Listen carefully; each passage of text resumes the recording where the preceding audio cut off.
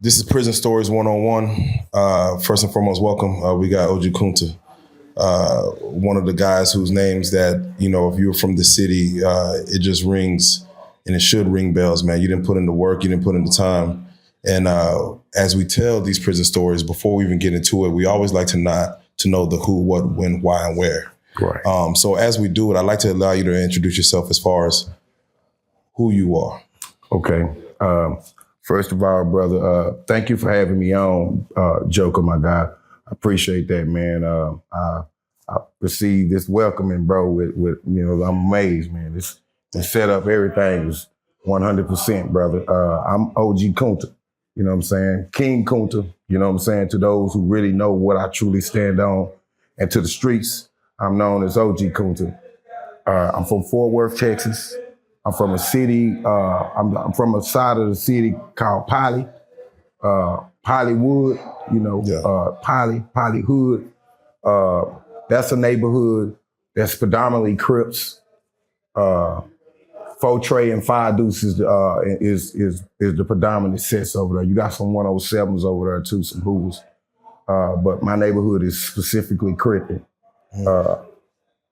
So what we try to do, and again, we're going to go as far as into the what got you into the locked up and just all that. But for people to understand how much time you did to kind of get an understanding, how much time did you do and when did you do it? Okay, well, I got locked up in like 94. I ended up doing 6 years. And that's, we'll get back into that. But I ended up doing 6 years day for day. And the unit I was sent to, a couple units, three units. But the worst one was Ferguson. Yeah, Gladiator School. The Gladiator, yeah, unit. With that being said, we have the win. You just spoke on the where as far as Ferguson, as far as units, but where was the crime committed as far as what county? It was committed in Tarrant County. Okay. And when we go back to the who was the victim of the said crime that they end up locking up? The victim of the said crime's name was Derry Merritt. He was shot almost fatally at a KFC on Rosedale in Fort Worth. And it was multiple assailants, you know what I'm saying? It was real messed up situation. I myself, I wasn't even there. Wow. I didn't see it. Can you explain as far as just from what you know, what happened in that scenario from, just from what you know, what they presented to you, like, hey, here's what happened. Yeah, because, of course, they came to me with the narrative, you know what I'm saying, of how they wanted me to be a rat, you know what I'm saying, because that's how I got involved in it. The whole scenario, of the case in the first place was they wanted me to rat, but the police said that this gentleman and his lady friends, they was, pulling through a drive-through, getting an order of chicken. And some gentlemen pulled up behind them and got out their cars and shot them up real bad, and the dudes got away, you know what I'm saying? And the police, they had to make their report and the witnesses and everything. So they had a vivid description of the assailants, but, with the twists and the turns of how, injustice works or how, just being a Black person going into the court systems, we always end up getting, screwed around. So they came to me, the police. They asked me, hey, man, they explained the scenario just like I told you. They said that somebody had gotten shot. And then they say, well, we need you to be a witness for us against these guys. And I was like, nope, I can't be a witness. I didn't see it. I don't know what happened. How can you make me say something that will be basically a lie? He said, it doesn't matter if it's a lie. It's what we say. It's the narrative that we say. And if we put you on the stand, you don't have a record, you know what I'm saying? You have a juvenile record, but you don't have an adult record. We could get these guys sent away for a long period of time. And I disagreed, and I told him, I was like, man, I'm not gonna be able to do that, because I knew the guys that he was like, because he named the guys who were involved. They named off every person that was involved in the shooting to me. And then I was like, no, I'm not gonna, be able to cooperate. Yeah. So this when it took a turn, because then they said, well, if you don't say that they did it, we're gonna say that you did it. Wow. That's what the cops did to me. My first time going to prison. Wow. Yeah. At that time, what age were you? I was 16. I wasn't even an adult. In those cases, they can't see your shoes, but of course, you have the blue rag on your shoes. Yeah. Can you explain as far as what 1994, 1993, what that looked like as far as in Fort Worth, the Crip and gang culture, the Crip and blood culture, the gang culture, because that's when it was almost at its peak. Max at its right. peak. It was maxed out. It was pretty much a war, a real one. Well, it was plenty of casualties. People were being shot. Gunplay everywhere. Everybody, got their colors on, because by that time, Truman Street had stepped out. You know what I'm saying? Truman Street is one of the original blood sets, or the original blood set in Fort Worth. Yeah. And I know Lonzo, I know, all the Truman, I know a good deal of those guys. And we got into it. The Crips and the Bloods got into it real bad. So it was bodies after bodies falling, everywhere, pretty much in 1994. Were the Bloods, did they seem like they were a stronger unit back then as far as in that area? No, they had to be, because they were the minority. Okay. They had to be, You had to be a real, to be surrounded by hyenas, literally, like, you know what I'm saying? And you gonna have to go hard, Yeah. So the whole Fort Worth is pretty much Crippin', and it's just stop 6 that's Bloods. So they were very outnumbered, and it was always really pretty much unfair for them. So they pretty much, they didn't venture out, and the ones that did, they would smoke you right where you stand if you got in their way. So it goes to the why. When we look at, when you ask yourself, why did I land in prison? I want you to kind of reflect on as far as what in your life circumstances made the cops even look at you as a person who like, yeah, we could get him because you're in this lifestyle. We got you. Whether your parents, like, what was it that got you to the point where you're sitting in a prison cell like, damn. Well, honestly, I think it was destiny. Because, having the name Kunta made me divinely guided. The Creator has always gifted me throughout my life with extraordinary teachers, extraordinary examples. Having the name Kunta meant that I had to build up courage to face a society that was racist systemically, socially, you know what I'm saying? Having this name Kunta brought me so much, judgment, from my people, from people who did not even understand the name, and for people who hated the name, I was dealing with ignorance, in 360 degrees. And Kunta is my birth name. My birth name is Kunta Kinte. I was given that name 1977 when the movie Roots came out. Yeah. My mother named me that as she birthed me into this world, my G. Did she tell you why she named you that? Yeah. Let me tell you something powerful. My mother said she was given inspiration by the Creator to name me that. The same thing that they did to Kunta when he was born, they held him up in the air and prayed over him and everything. Some people came to my mother when they found out that my name was Kunta. I went through that same rites of patches and ritual. And then let me tell you this. I'm really like, my smarts, my intelligence, it's God-given. It's divine, yeah. It's God-given. I be on this internet and I be like, you're just really trying to get people attention to really bait them in to what, I really have in store, for everyone. My shell, I was, a gang member, and that's what life dealt me. Being a gang member, joining a gang, when you have the name Kunta, life don't deal you too many benefits. You see, kind of starting at the bottom of the bottom of the bottom. Exactly. So I rode with what was available to me socially as far as what I could attain status in. See, the society has shut me down for having the name Kunta. You know, I can't even tell you the I can't imagine the grade school, going to school and just looking at your name on paper. Man, I can't even tell you how frustrated I was in school, bro, with people who gave me F's, failed me because my name was Kunta and they were white and they didn't like that name. Failed me on purpose, you know, and basically tried to make me always look dumb. And I was actually intelligent. Yeah, that's I can only imagine, because this is the times where they were trying to, you know, Rodney King, LA riots. Right. This is the time where they see in there. Brother, I went through a systemic time.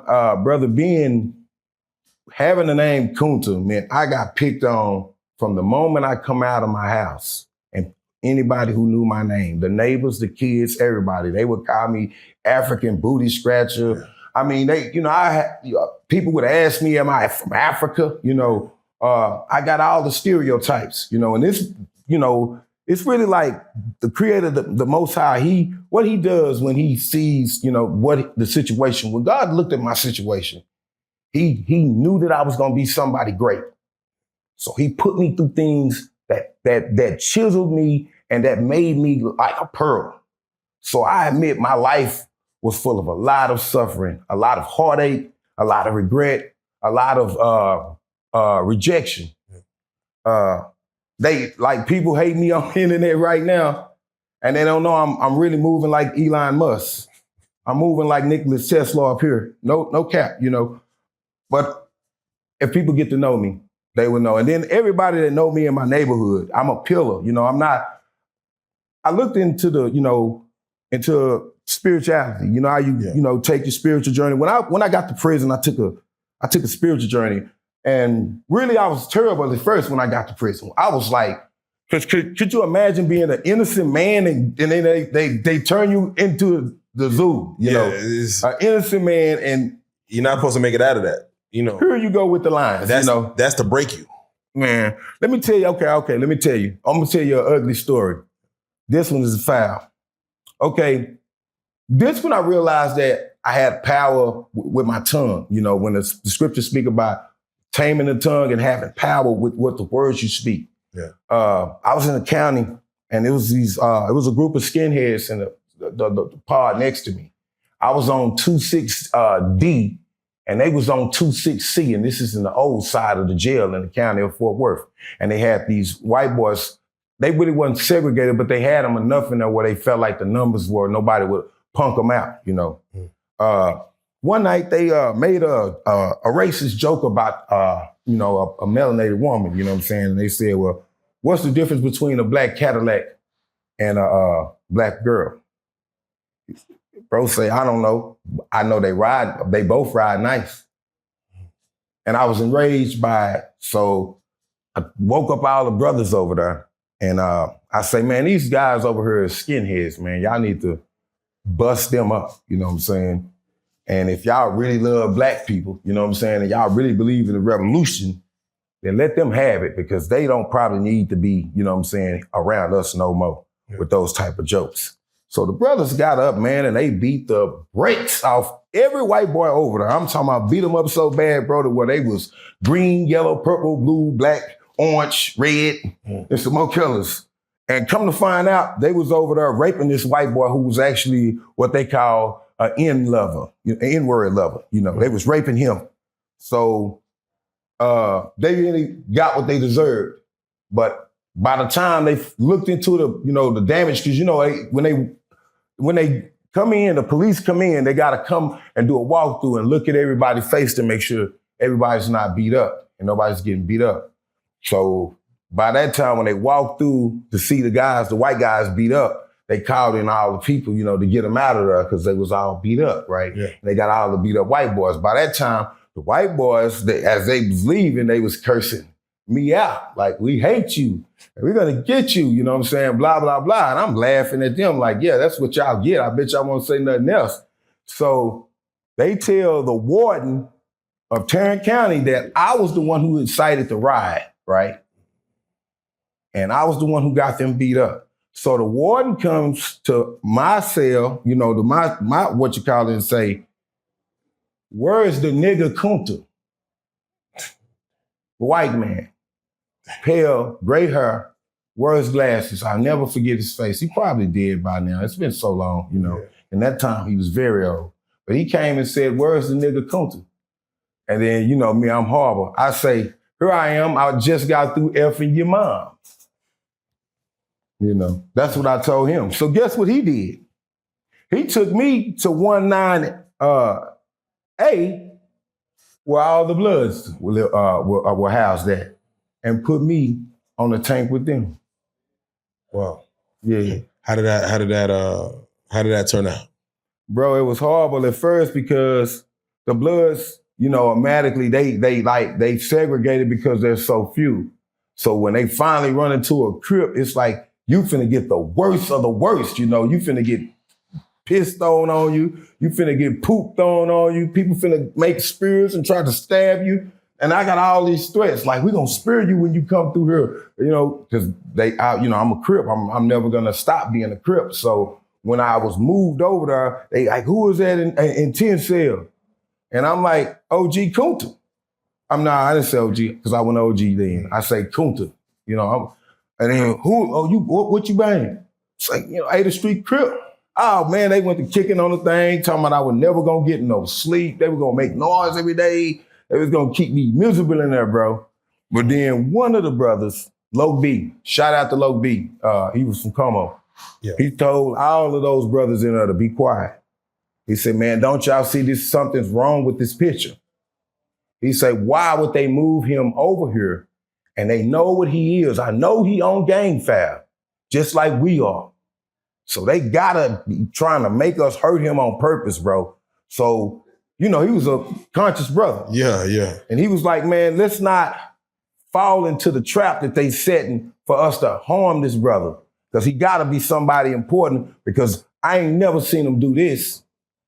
He say, look, I say, man, I don't even know you, bro, but you need to be reaching out to your family and trying to get the news in here, because this, what they did to you, could get them sued for real, because they really endangered your life on purpose. So the Bloods, they chilled out. So the racist, cops, they came the next day to see if I was going to be hurt or what was going on. It was too quiet. So they looked and they seen that we was all talking and chilling and everybody was friends. They got mad. They got mad because the Bloods didn't want to hurt me. They would rather, they were smart enough to know that they were trying to set me up to be hurt. And they decided, that black is, we gonna stick together as black people. And, a lot of times in prison, the black people, we've always done that. Well, we are smart enough when it comes down to our race, we put the gangs and stuff aside, because black matters most when it comes down to it, to us. Exactly. Like you said, the adversity alone of what you had to go through just from your name alone tells. But before we even get to the what got you locked up, you joining the gang. What was that like? Why join the gang? Who initiated you, and what did you want out of it? Did you not have brother, sister? Did your mom know?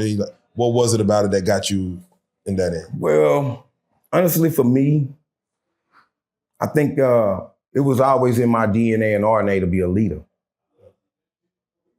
And the gangs was the only facet at the time that I could, become a part of to be a leader.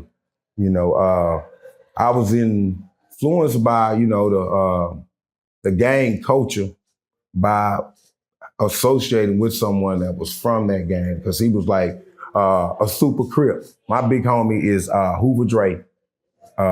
He's the one and only from the East Side that started Hoover HCG, from the East. Yeah. He put me down, he put Pokey down, he put Lil C down, he put a few more other guys down from the East Side of Fort Worth. And then pretty much that's how Hoover spread it all over. I got many people that I put on to Hoover, then Lil C, then, Pokey. I ain't even talked to Pokey, because Pokey was involved in in a situation with that law at Forest Hill. I don't know if you remember the history, but it was a police that got who came in. Yeah, and he did time. You know, we did end up doing time together. He ended up coming to Ferguson. Pokey did. But I got put down at about like going on 13, bro. I got put on at the age of about 13. I was living on Rosedale. And the guy that I made mention of, who was Dre, he was dating my sister, you know. And when I would see him, he would always have the blue flannel on, the blue Dickies, the blue Chucks, the blue strings. And, you know, and then one day, my sister's friends were Bloods, right? And they ran into my G, my big homie. And they went to clashing. And that was my first time seeing like some gangbanging, you know.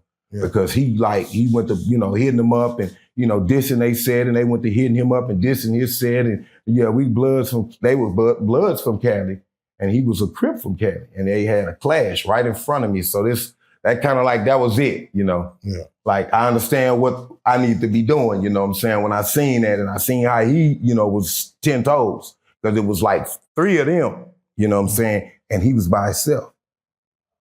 So I respected him. I say, well, you know, he wasn't a scary dude, you know what I'm saying? Exactly. The odds could be stacked against him and he was gonna still be a Crip, you know, period. So that's why I got my, you know, stand from like seeing how a real Crip is never supposed to back down from nobody.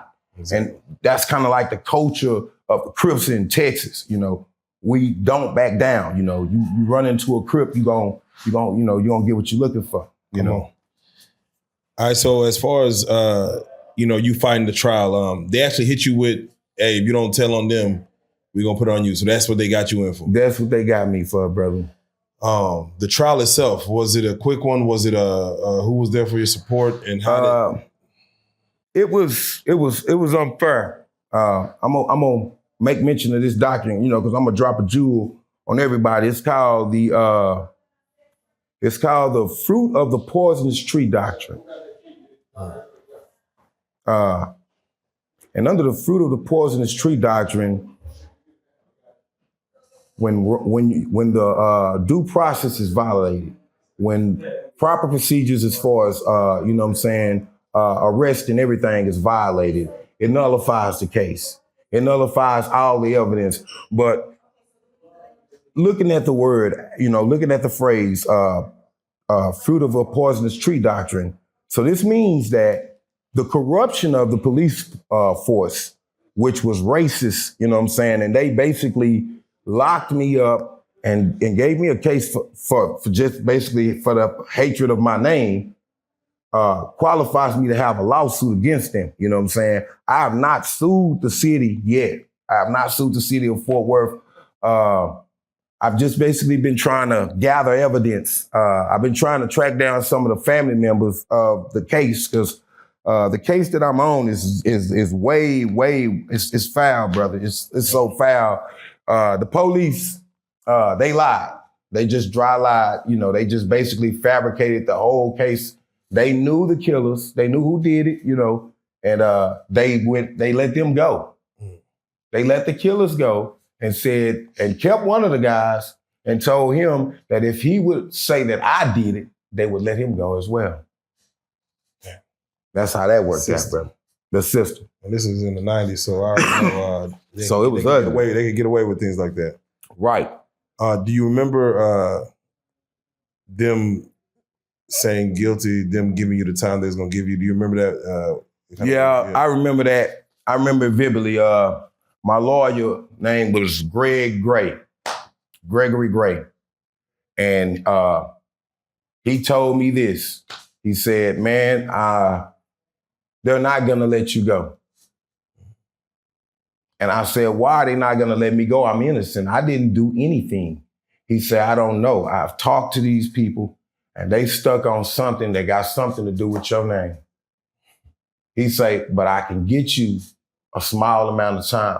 He said, you can either get a small amount of time or they're going to give you the maximum. And this is what how snakish, and this is where the corrupted tree, means, is because these guys, the cops, went to the victims' parents and told them to unplug their son, and they would make sure that the person that was responsible for it would get a light sentence in prison. And they showed the parents my mugshot. And you know what the parents said to them, dear brother? That's not the man. Y'all have the wrong man. Do you think that stopped the police from prosecuting me? Man.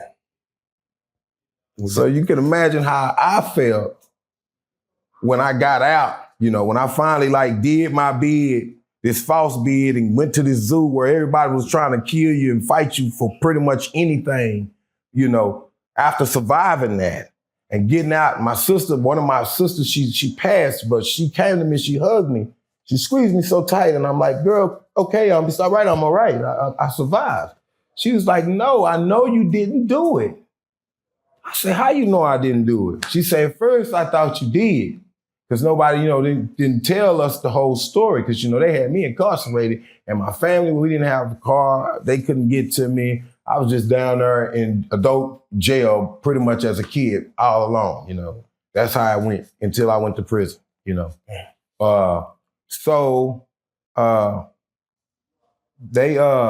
The parents was talking to my sister because she was home health for the guy that got shot, because he ended up becoming a vegetable. And he actually died, but he died later, you know what I'm saying, as a result of his shot, you know, which he didn't die at the time that he got shot. His parents chose to keep him on life support, so he was still in a vegetable state, and they still had him. You know, my sister, ain't that the most twisted jewel of fate there ever was? She ended up being a home health for the victim. Wow. So she said the parents told me that the guys who did this to their son never was brought to justice. She said they sent the wrong man to prison for this crime. It's crazy. We don't get too many stories of wrongfully convicted felons. You did those 6 years after, that was the sixth time you did 6 years. Was that the only time you've been to prison? No. All right. Overall, how much time did you do overall? 10 years. I got to speak to you about, how long were you in county waiting on this trial? About like 6 months. Okay.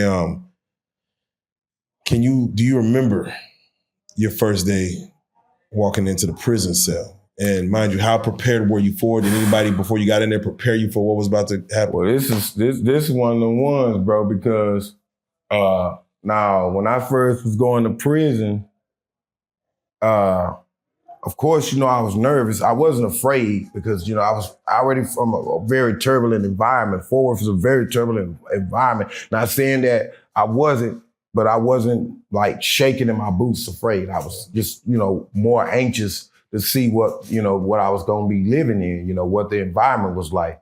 But the most peculiar thing that kind of almost like broke me, I'm gonna be honest, this was when we were standing in line and they were telling everybody the units that they were going to, right? And you could tell the people who were going to the unit Ferguson, because if they were really afraid, they would start crying right there, screaming, almost crying, ready to kill themselves, like they didn't want to go to that unit.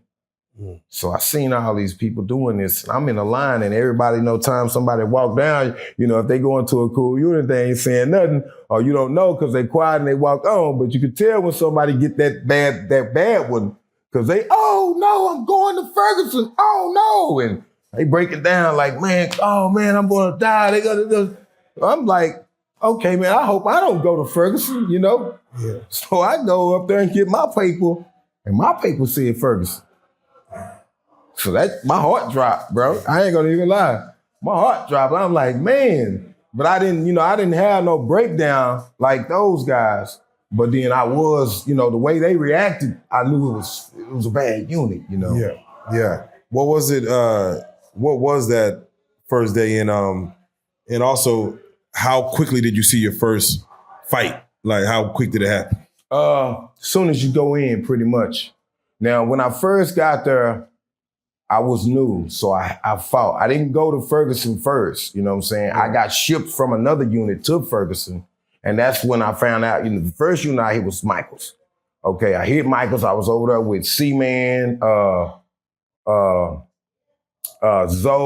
Anki, a few of my brothers, you know what I'm saying? I was with some Fort Worth dudes, but, Hoover's is one car, Hoover's one car in prison. Yeah. So when you go and you a Hoover or you a whatever Crip you is, you got to get in that car. Now Crips is one car, but it's broke down into, the set cars. It's like one big, group of cars, but it's one car. Yeah. So I'm in the Hoover car, so the Hoovers approached me, and